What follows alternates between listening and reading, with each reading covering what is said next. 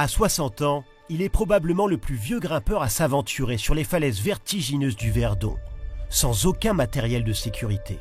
Moi, je vis quand je vis comme ça, quoi. Les voies qui avaient ouvertes les héros de mon enfance, les Bonatti et les Deux Maisons, qui étaient côtés extrêmement difficiles à l'époque, j'arrivais à les grimper sans corde, en solo. Mais sa formidable progression est stoppée net lors d'un terrible accident en 1982. Ironie du sort, Alain est exceptionnellement encordé. Mais le nœud lâche et il chute sur plus de 20 mètres.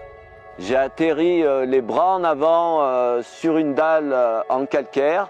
Donc mes deux mains ont littéralement explosé, on appelle ça un fracas osseux.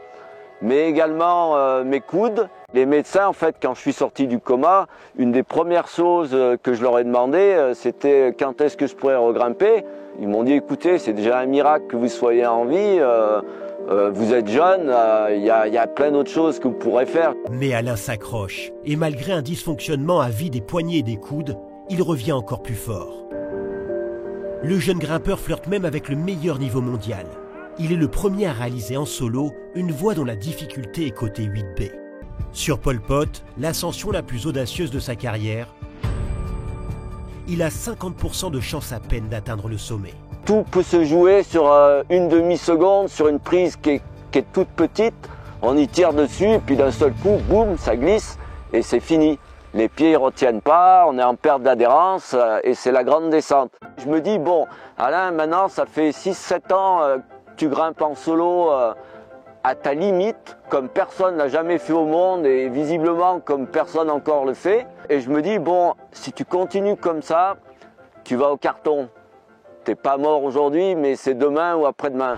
En free solo, il réalise ses ascensions les plus périlleuses sur la tour Sears à Chicago et la tour Areva à la Défense.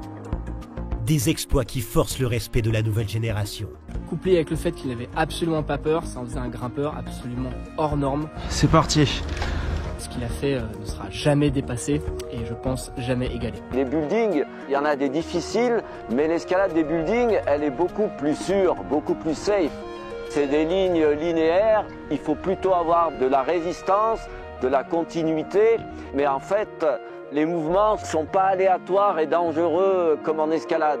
J'ai bu une bouteille de champagne quand même le soir même.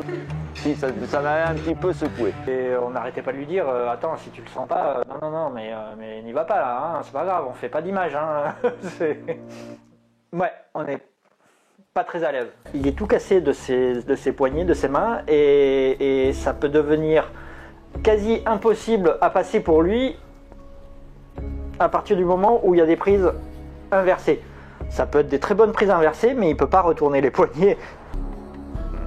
Et là on se dit, ok, je suis en train de filmer, sa vie elle tient à des prises minuscules.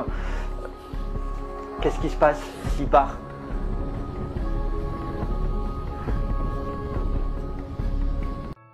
Même si j'ai 60 années, je peux encore me faire plaisir sur des trucs comme ça, pas trop compliqués. Je me suis rendu compte que la vie, on peut l'écrire nous-mêmes. La fin de la vie, c'est quand on meurt et on peut faire des tas de choses et que l'âge, en fait, n'est pas un obstacle. Derrière la caméra, Sam Biais est là pour immortaliser la tentative dans une ambiance très particulière. On le voit vraiment pas serein sur ses mouvements, on le voit chercher, on le voit aller vite d'une prise à l'autre et on sent qu'il y a un point de non-retour. Il passe dans un mode fuite en avant jusqu'à retrouver des meilleures prises et hop, souffler, se reposer. Malgré quelques frayeurs, Alain vient à bout de cette voie cotée 6A+. Un niveau avancé difficile à atteindre pour beaucoup de pratiquants en escalade encordée. Quand j'ai fait des solos très durs il y a 30 ans en arrière, j'étais pas au taquet. Là, je me mets au taquet. Donc quand tu te mets au taquet, tu te mets potentiellement en danger de chute et en danger de mort.